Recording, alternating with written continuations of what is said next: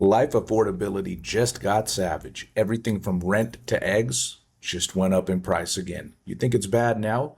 Wait till you see what gold just hit this week. But first, let's get into some of these crazy grocery prices. No surprise if you're a grocery shopper in your household that the cost of groceries continue to go up. So I've been talking with grocery experts, industry analysts who are watching this and looking at the government data just as we are. And they say there's three main factors for what's happening to your groceries and why you're paying more at the checkout.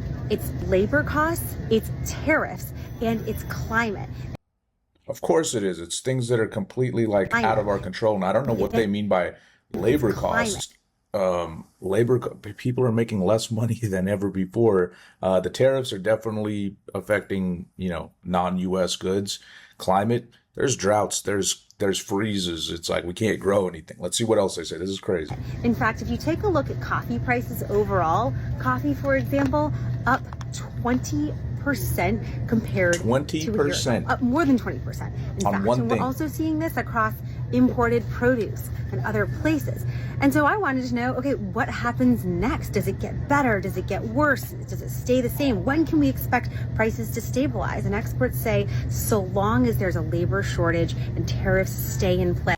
How is there a labor shortage? I mean, how many of these video clips have I made where people apply to hundreds of jobs and can't get a job even anywhere? You can expect your grocery bill to continue to get a bit more expensive. All right, if you thought that was crazy, this next thing about the rent is just going to blow your mind. Now let's talk about rent. You've probably heard that BlackRock is buying up all the houses and causing your rent to skyrocket. But here's the truth from Investopedia. That's not really what's happening. No problem. We're not building enough apartments and homes to keep up with demand. Crazy, right? When there are more people looking for places to rent than places available, landlords can charge more. Plus, I find that hard to believe because if you do hop on Zillow or whatever, you're going to see a ton of listings for rent, apartments and homes. The cost of lumber, labor, and land has shot up. So building new housing costs way more than it used to. Those higher building costs get passed on to your higher rent. And now builders are building less apartments for the future. That could create a different set of problems.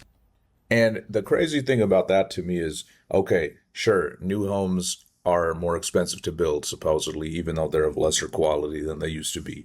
And yeah, land prices are definitely up. That's not up for debate. What about all the houses that already exist? Why are they so damn expensive already? I don't get it. It's kind of nuts. Do you guys feel like rent is out of control? I don't know if you noticed in all these major cities or just cities in general, but it's absolutely bananas in a way that actually hurts. In some places, rents are up 40% since 2019. Take Pittsburgh. This one's going to blow you away. They're up nearly 48%, the fastest rise in the country. And Pittsburgh's not even a nice place to live. And even these coastal tech hubs like San Francisco, their rents bounce back hard. One bedroom averages, check this out, $2,810. One bedroom. Up nearly 13% year over year in some zip codes. Meanwhile, landlords nationwide, 85% hiked rent last year in 2024, and 78% plan to rise them again in 2025, with an average increase of 6.2%. At that rate, the idea of affordable city living feels like a twisted joke. It's true. And even in the rural areas, rent prices are still expensive. And in those places, you can't even find a job. None of this makes any sense anymore. Now, the other thing is a lot of people that can't find jobs and people that need help are having trouble getting their food stamp benefits, especially with the government shutdown.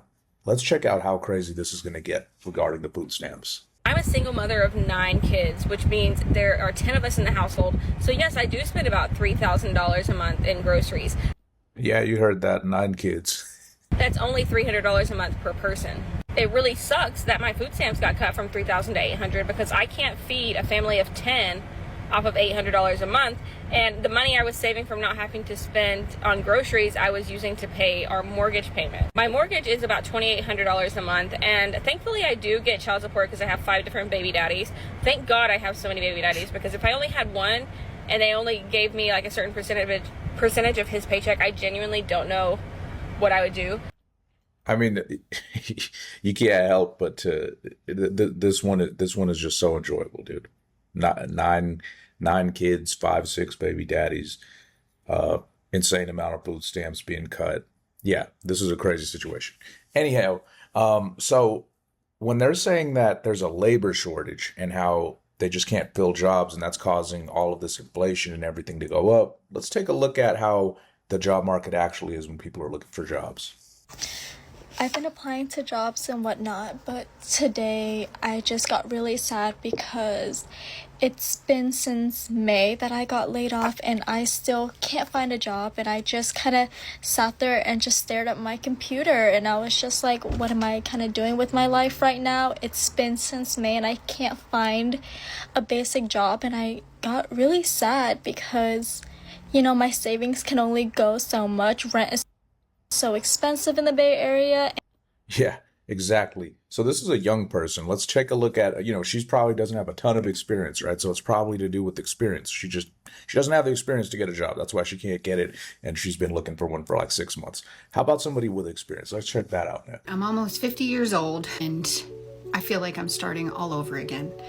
I got laid off at the end of last year in 2024. We're now in May of 2025 and I still don't have a job. I'm applying.